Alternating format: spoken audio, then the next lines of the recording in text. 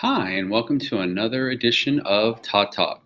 Todd Talks are 10-minute instructional videos designed for teachers in order to take educational theory and turn it into educational practice. Our topic for today's Todd Talk will be the classroom setup. So, when school was originally created, the schoolroom looked very much like you see in this picture here. So you had the desks all facing the same way, all in rows to keep the kids orderly, and that were faced towards the front where the teacher would either stand or sit or whatever and give instruction. And so this is the way that your traditional classroom is set up. The problem becomes is when I go into high schools nowadays and I walk into the classroom other than the fact that the blackboard is now turned into a whiteboard, everything looks the same. You have desks all pointed in the same direction. You have students seated, and you have the teacher at the front of the room, either sitting at their desk or standing and giving direct instruction.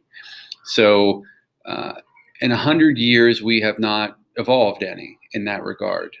And so the question becomes, why? Why haven't we changed? I mean, we don't like to have technologies that's more than 5 years old, and yet we're complacent with an education that's over 100 years old. So this setup that you see is often referred to as the cemetery setup.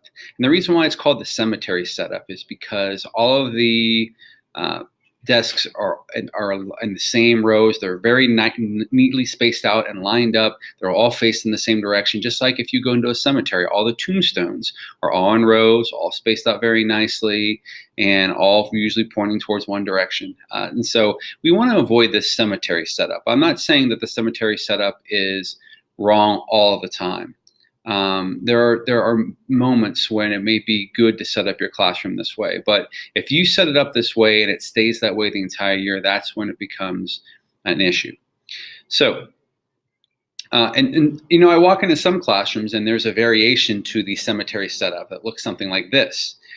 And so now the students are forced to look at one another while the teacher is in the middle. So it hasn't really changed the idea of students sitting complacently, compliantly in desks and rows and listening to someone passively as they are giving direct instruction. So what I'm suggesting is that maybe we try something that sets up our classroom that is more conducive for our students to learn. And I'm not saying to change for the sake of change. So don't change your classroom if the setup that you have is currently working. But what I am saying is that you should be open-minded and flexible to different types of classroom setups. That even like really radically set up classrooms, if they're set up that way all the time, are just like traditional classroom in that they don't allow for students to learn like they could be learning. And so when I set up my classroom, I set it up exactly like this. And so what you can see here is that there are desks along the border of the classroom itself, and they're spread out, and there's some space between them. And the idea behind these is that when students had to work independently, so let's say they were studying for something, or they were working on a research paper, or they had some aspect of a project that was individually, they had an individual work for that. This gave them a space in order to work individually. And they were required to use this, but it was an option. I called it their cubicles, and they could go to their cubicles and work independently. They could put earbuds in and listen to music, but they could, whenever they needed to individually work, I wanted to have a setup that allowed them to do that. So in the back of the room, you see that there are tables, and the tables are set up that way whenever I wanted students to work collaboratively. So I did a lot of group work in my classroom. And so when I would say, oh, we're going to be breaking into groups, we're going to be doing groups, students knew to go back to those tables and to use them in order to be able to collaborate effectively with one another. At the front of the classroom, you will see your more traditional classroom. So what you see is chairs that are all in rows and in lines, all facing towards the front. And this was on the rare occasions that I had to give some some sort of classroom instruction or direct instruction. Typically, this didn't last for more than a few minutes, but I wanted to make sure that students were in a place where they were able to pay attention. So by putting it this way, everyone is looking in the same direction, which is towards the front, which is where the speaker would be speaking. Their backs are not to anyone. You can see their eyes. And so you know that you have their attention. And what I trained my students very early on in the year was that the chairs in the room were flexible themselves. They could be picked up and they could be moved. I put the emphasis on picked up because I tried to get them out of the habit of dragging it across the room because the janitors were not very happy with all the scuff marks. But I showed them how to pick up a chair and how to move it. So if you had to do individual work, you could pick up your chair and you could move it over to one of the individual desks and do your individual work. If you had to work in groups, you could pick up your chairs and you could put them around the table and you could do your collaborative work.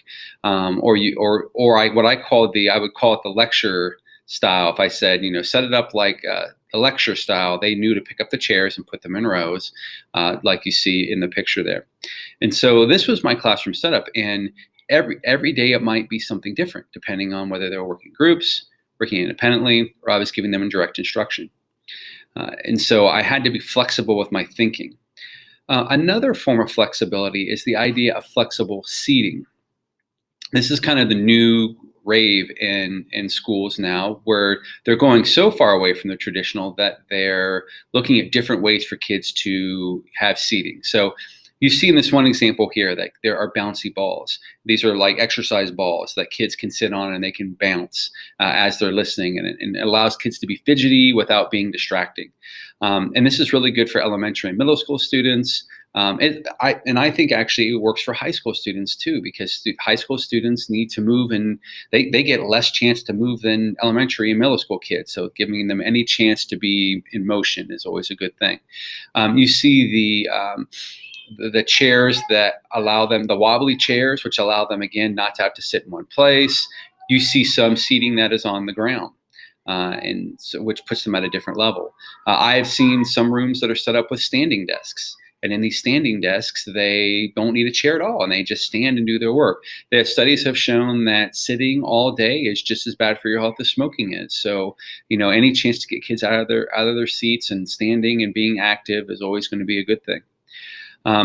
Sometimes the way this might look is that people might bring in different types of furniture to make it seem more at home. So in my classroom, I know I brought in, we had gotten a new living room set. So I brought in a coffee table and a love seat and a chair, a padded chair. And so I put that in the back of the room and kids could go there to study or do whatever. And so you see in this example here, you see a lot of different furniture, and you don't need to break the bank on this. I'm always amazed that when I'm driving around, going to different schools, that I'll go by, especially on trash day, you'll always see that people have put furniture out that's not bad. They just don't want it anymore. And so you can easily get that. You can get it at a thrift store, or you can get people who are buying new furniture to donate. So there's all sorts of ways to get that without having to break the bank. The flexible seating I showed you before can be quite expensive. Like a standing desk can be upward of $300 for one desk, and that's going to be tough if you are equipping an entire classroom full of that. So what I would caution you on is not just to go full force into this flexible seating for the sake of going into it.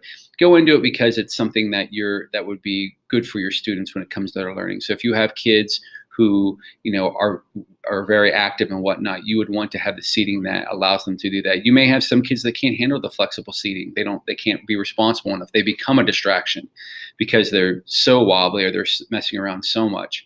So, although some would argue that those kids maybe need that more than anyone, and to not take their chair away as a punishment, but regardless.